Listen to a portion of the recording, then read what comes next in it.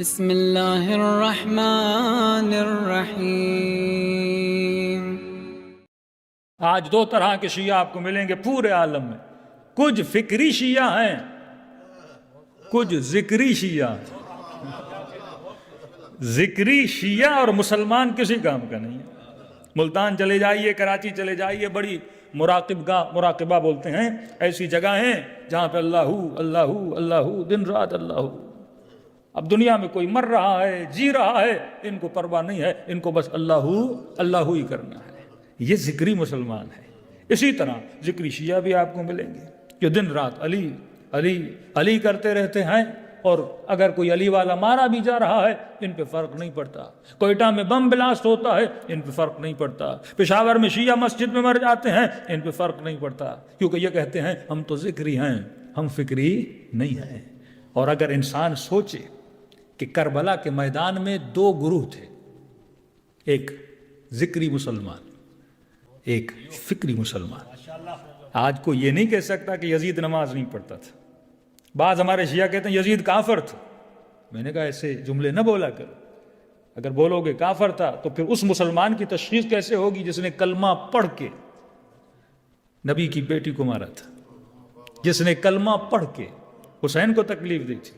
تو ہم یہی شناسائی کرانا چاہتے ہیں۔ کچھ ایسے مسلمان تھے جن کو قرآن کہتا ہے اسلام تو لایا ہے پر ایمان نہیں لایا۔ ہمیں یہ بتانا ہے کہ اسلام اور ایمان کا فرق کیا ہوتا ہے۔ صرف زبان سے کلمہ پڑھ لینے سے کوئی مومن نہیں بن جاتا۔ یہ ضرور ہے کہ اسلام کے دائرے میں داخل ہو جاتا ہے۔ اسلام کا دائرے کا مطلب میں نے کہا اگر قولوا لا الہ الا اللہ، جب لا الہ الا اللہ کہو گے اس کا مطلب وہ تلوار جو ہے جس طرح کافر کو مارا جاتا ہے اس چیز سے بچ جاؤ گے، لیکن یہ نہیں کہ تم مومن بن چکے ہو۔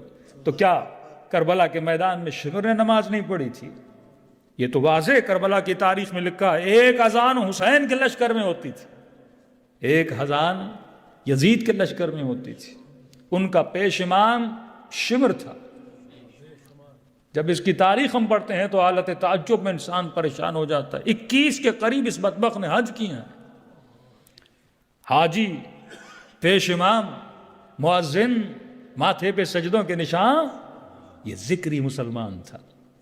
لیکن خود سے ذرا سوال کریے، قرآن کا ایک سورہ ہے جو ہر مسلمان پہ واجب ہے، مطلب جب یزید بھی نماز پڑھے تو یہ سورہ واجب ہے، جب حبیب ابن مظاہر نماز پڑھے تب بھی یہ سورہ واجب ہے، جب میرے آقا میرے مولا حسین بھی نماز پڑھے تو یہ سورہ واجب ہے۔ اور وہ سورہ کون سا ہے؟ سورہ حمد۔ اس کی تشریح میں کل آؤں گا، اتنی پیاری تشریح ہے کہ آپ کسی بھی مسلم برادر کو یہاں پہ لا کے بٹھا دیجئے، کہیں ہم کسی اور بڑی بڑی کتابوں میں نہیں جاتے، میں آپ کے سامنے سورہ حمد کی تشریح کرتا ہوں اور آپ دیکھیے فوراً وہ مکتب اہل بیت میں آ جائے گا۔ اتنا روڈ میپ خدا نے کلیئر دیا ہے سورہ حمد میں، جس کی طرف ہماری توجہ نہیں ہے، کیونکہ جب تک ذکری مسلمان رہو گے قرآن سے کچھ نہیں ملے گا، جب فکری مسلمان بنو گے تو قرآن کی ایک آیت بھی تجھے مکتب اہل بیت میں لا سکتی ہے۔ اب یہی نماز شمر بھی پڑھ رہا ہے، یہی نماز قاتل حسین بھی پڑھ رہا ہے، اور اس نماز میں یہ سورہ بھی پڑھ رہا ہے، اور سورہ میں یہ دعا بھی کر رہا ہے کہ اہدنا الصراط المستقیم۔ مطلب جب شمر نماز پڑھ رہا تھا تو یہ جملہ کہہ رہا تھا نا، اہدنا، ہدایت دے خدا صراط مستقیم پر، اور دوسری طرف حسین کے لشکر میں جب نماز پڑھی جا رہی ہے وہاں بھی کہہ جا رہا ہے کہ اہدنا، اے خدا ہدایت دے صراط مستقیم پر۔ لیکن میں آپ سے ایک سوال کروں گا، اللہ کی بھی آواز آتی ہے ادعونی استجب لکم، مجھ سے مانگو میں تجھے عطا کروں گا۔ تو میں یہاں پہ اللہ سے ایک سوال تو کر سکتا ہوں، اے خدا دو بندوں نے تجھ سے دعا کی، ایک قاتل بنا ایک ناصر بنا۔ شمر نے بھی کہا اہدنا الصراط المستقیم، لیکن یہ جملہ پڑھنے کے بعد وہ ناصر حسین نہ بن سکا، وہ قاتل حسین بنا۔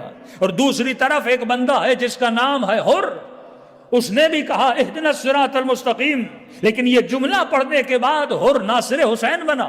پروردگارہ یہ ماجرا کیا ہے؟ جملہ ایک ہے، سورہ ایک ہے، نماز وہی ہے، ایک بندہ دعا کرنے کے بعد ناصر بنتا ہے، دوسرا بندہ دعا کرنے کے بعد قاتل بنتا ہے، تو اللہ کی آواز آئے گی ہاں شمر نے بھی دعا کی تھی، حر نے بھی دعا کی تھی، لیکن فرق یہ ہے کہ شمر ذکر کر رہا تھا، حر ذکر بھی کر رہا تھا، ساتھ میں فکر بھی کر رہا تھا۔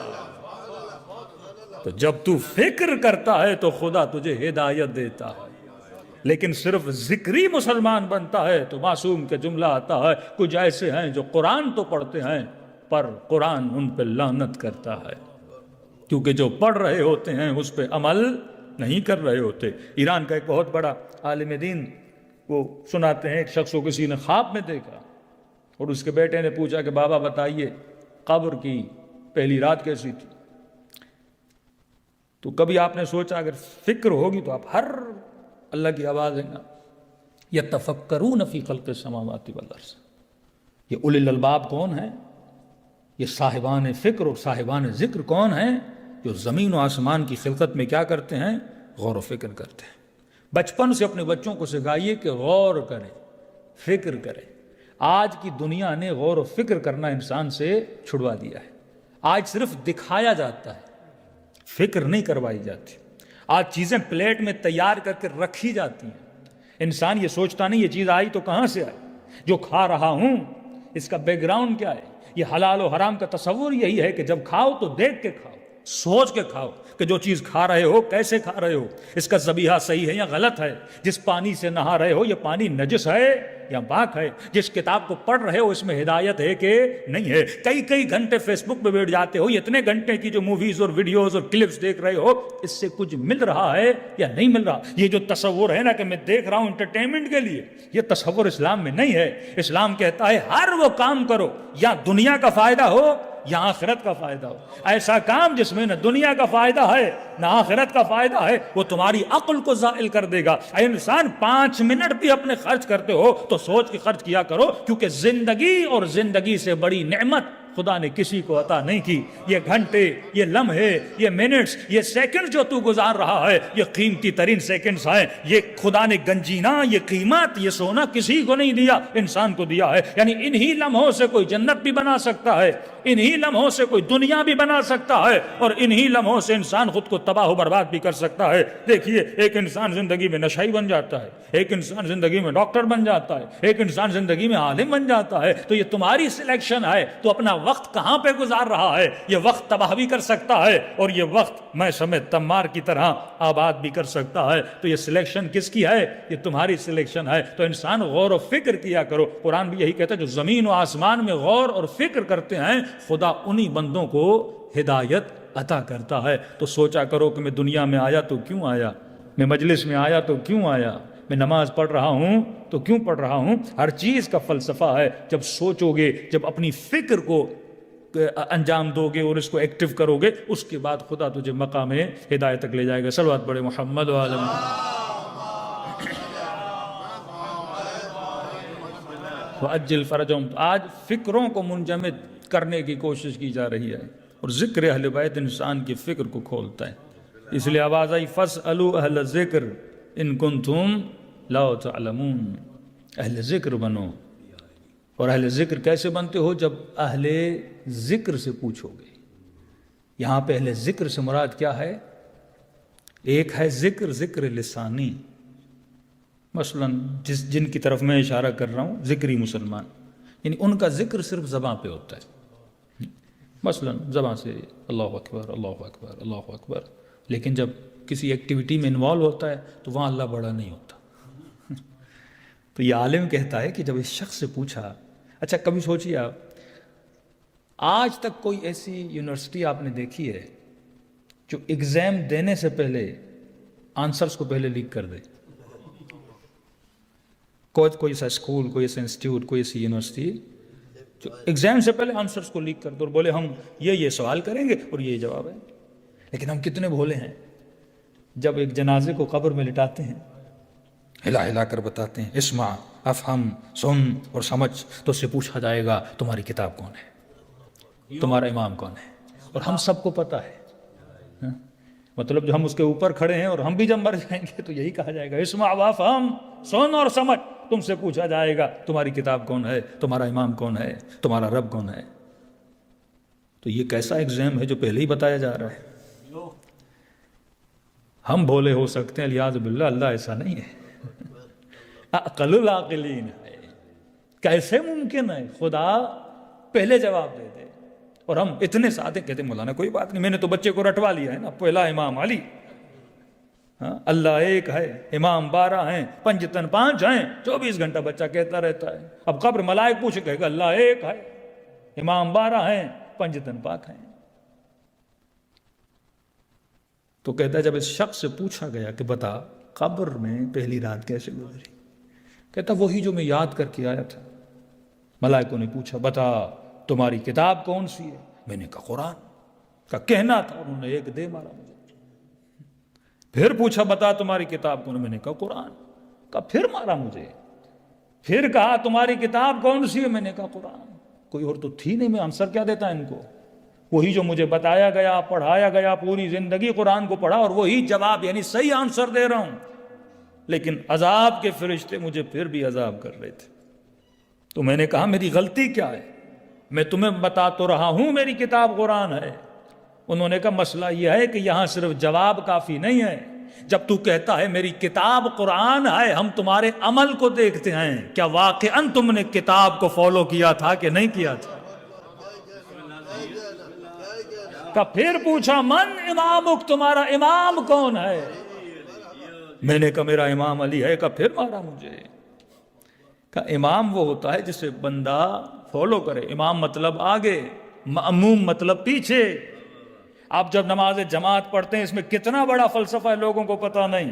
اگر امام جماعت سے پہلے میں رکوع میں جا رہا ہوں جماعت ٹوٹ جاتی ہے، اگر امام جماعت سے پہلے میں کھڑا ہو جاتا ہوں یہ جماعت ختم ہو جاتی ہے۔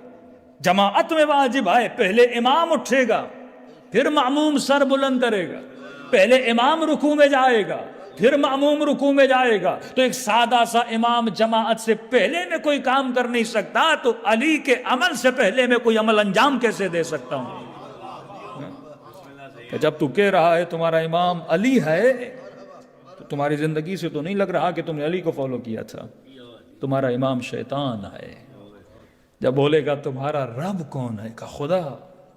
قرآن کی آیت لا تعبدوا الشیطان انہ لکم عدو مبین، تمہارا رب شیطان تھا، خدا نہیں تھا۔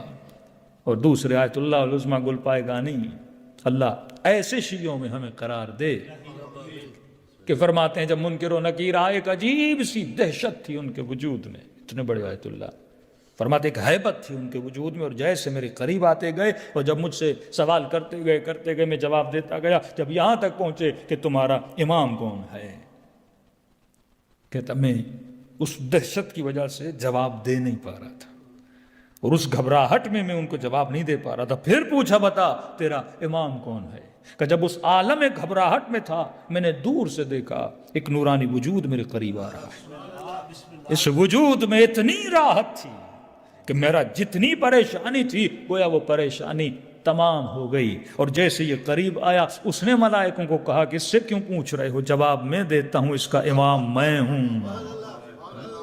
اور جب پوچھا گیا قبلہ وہ کون سے امام تھے؟ کہ وہ امام علی الرضا تھے۔ اللہم صلی اللہ۔ کہتا اس وقت میں نے مولا سے التجا کی، مولا یہاں پہ جب ہیبت طاری ہوئی تو آپ میری مدد کو آئے، مولا آگے برزخ ہے، اتنا لمبا سفر ہے، کیا وہاں پر بھی آئیں گے؟